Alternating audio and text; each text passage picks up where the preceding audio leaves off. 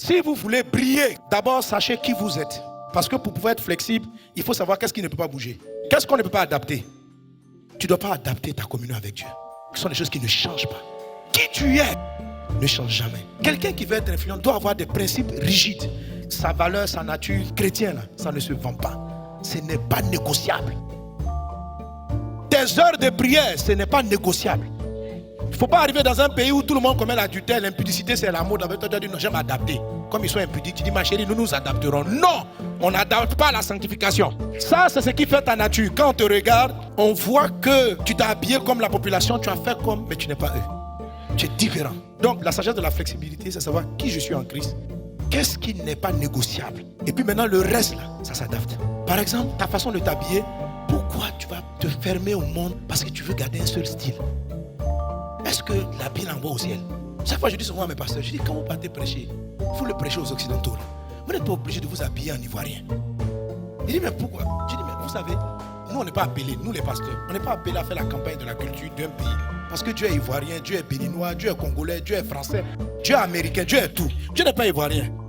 Dieu n'est pas ivoirien. Donc, le but pour nous, on prêche le royaume de Dieu. Ça ne change pas. Donc, quand les gens voient, au lieu d'écouter ton message, ils pensent à te regarder. Oh, quelle culture. Et quand tu as fini ta prédication, ils viennent passer le temps à apprécier ton vêtement. C'est quoi ça? Ça vient de quel pays? C'est une mode ivoirienne. Oh, la Côte d'Ivoire. Est-ce que c'est ça ton message? Il faut t'adapter, change ça. Ça devient de la distraction. Il faut pouvoir te fondre avec les gens. Je vois des gens qui veulent à tout prix aller vouloir vendre. Non, ça c'est un produit ivoirien. Il faut que les Français mangent placali. C'est-à-dire qu'ils ne vont pas manger. Je ne sais pas si tu comprends ça. Tu ne peux pas faire ton restaurant là-bas, à moins que tu veux vendre ça aux Ivoiriens, quoi. Je ne sais pas. Il faut adapter. Il faut adapter.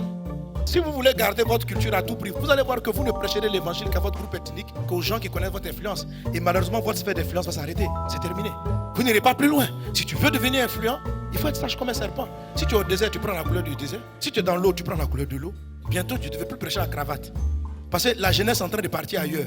Les cravates comme ça effraie. On prend ça pour aller au travail. Oui, je vais m'adapter. Donc, ne soyez pas surpris que je m'adapte. À l'époque, ce habit-là, ça montrait le sérieux. Mais de plus en plus, c'est que lorsque tu t'habilles comme ça, il y a une partie de la population qui semble t'effrayer. Ils ont envie de t'appeler grand-père, tonton. Est-ce que moi je suis venu pour qu'on m'appelle grand-père? Je veux qu'on prêche. Dis à un voisin, sois sage.